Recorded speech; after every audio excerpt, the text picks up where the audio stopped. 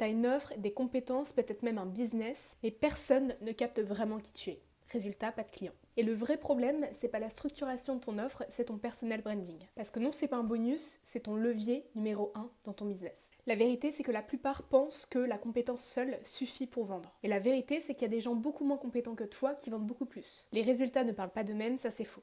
Sur les réseaux, ce qui compte réellement, c'est qui tu es perçu comme étant. C'est pas simplement ce que tu sais faire, tes compétences, tes qualifications, même les années d'expérience que tu as derrière toi. Aujourd'hui, qu'une personne te dise « moi ça fait 18 ans que je suis dans le domaine », bah, je suis désolée, c'est pas ça qui convertit. Enfin moi personnellement, je sais pas toi, mais c'est pas ça qui me fait dire ok, c'est la personne qu'il me faut. Aujourd'hui, les gens achètent une personnalité, une énergie, une aura. Ils veulent d'abord une connexion émotionnelle avec toi avant de t'engager avec toi dans ton service. Une offre exceptionnelle, une offre à ne pas refuser, ça ne fonctionne plus aujourd'hui. Parce que rappelle-toi, si tu ne racontes pas qui tu es, les gens le feront pour toi ou alors ils t'oublieront. Ce qu'il faut, c'est que tu parles de toi, que tu parles de tes valeurs, que tu parles de ton histoire, que tu parles de tes opinions. Là, d'abord, tu vas attirer des personnes qui sont attirées par toi, par ton personnage, par ta personnalité, et ensuite, ils s'intéresseront à ton produit, à tes services, à ce que tu peux leur offrir. Cette étape, elle est fondamentale pour bien convertir et surtout avec facilité. Quand les personnes en face de toi te connaissent déjà toi dans un premier abord avant de t'acheter, ils sont 10 fois plus enclins, ils ont beaucoup moins d'objections à pouvoir t'acheter. Ils ont déjà connecté avec toi, ils comprennent ton énergie, ils te font confiance. Alors généralement, ça passe tout seul. Alors à partir de ce moment-là, c'est beaucoup plus fluide que de dire directement j'ai une offre pour toi, achète-la. Deuxièmement, le personal branding, c'est pas juste un logo ou des couleurs, c'est bien plus profond que ça. Retiens bien, c'est ton positionnement mental dans l'esprit des gens. C'est-à-dire quand ils pensent à toi, quelles sont les émotions qu'ils ressentent. Quelle est la première image mentale qu'ils se font quand ils pensent à toi? Est-ce que quand ils te voient, ils pensent directement à la détermination, à l'énergie, à la motivation, à l'élan? Qu'est-ce qu'ils pensent de toi concrètement? Il faut que tu sois une référence forte dans ton domaine. Et pour ça, je le répéterai jamais assez, il faut que ton message soit cohérent.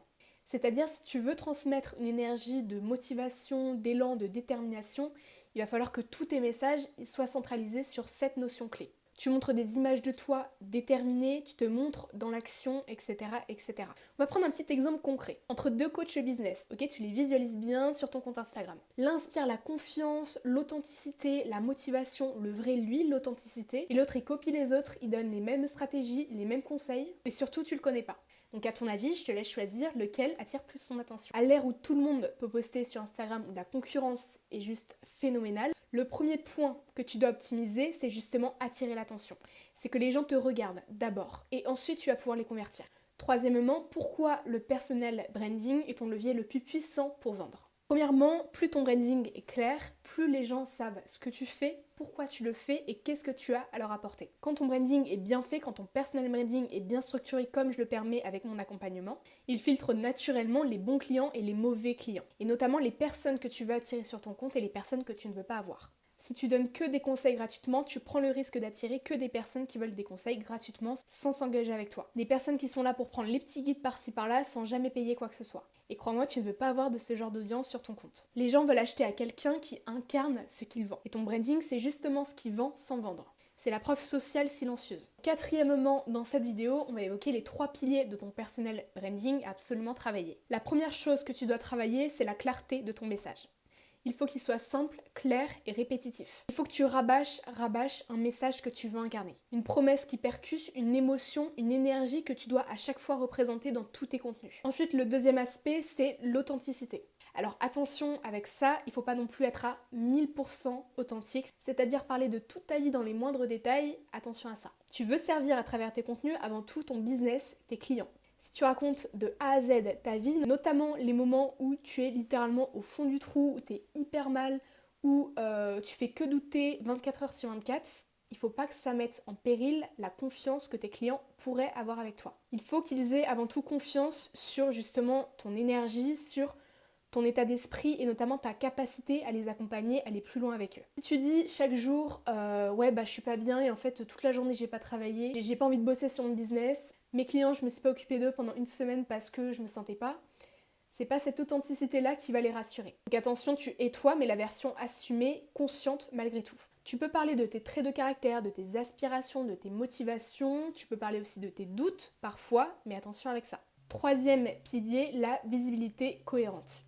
Il faut que lorsque l'on tombe sur ton compte, tu sois directement reconnaissable et identifiable. C'est en ça que tu dois vraiment être authentique et ne pas hésiter à vraiment parler de toi. parce que c'est ça qui fera ta différence et c'est ça qu'on s'arrêtera sur toi. Il faut que ton énergie, ton ton, ton identité visuelle, les propos que tu abordes, il faut absolument que ce soit identifiable, qu'on t'associe à ces sujets-là en particulier. 5e point de la vidéo, comment passer à l'action maintenant. La première chose à faire là maintenant, c'est faire le point.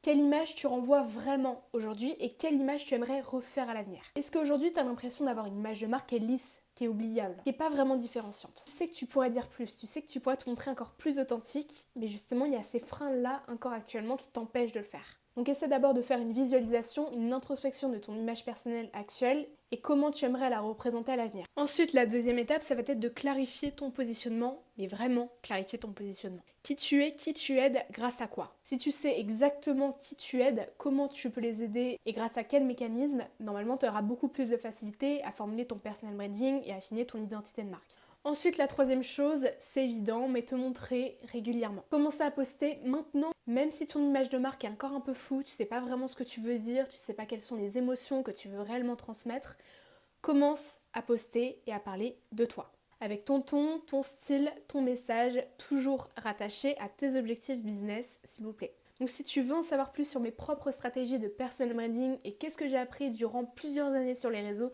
à travailler en continu mon personal branding, eh bien tu peux rejoindre mon groupe WhatsApp privé gratuitement pour l'instant. Là-bas j'y partage absolument tout, le lien est dans la description de mon compte YouTube. Ce sera avec grand plaisir de t'avoir parmi le groupe, donc à plus tard et merci d'avoir regardé la vidéo jusqu'à la fin.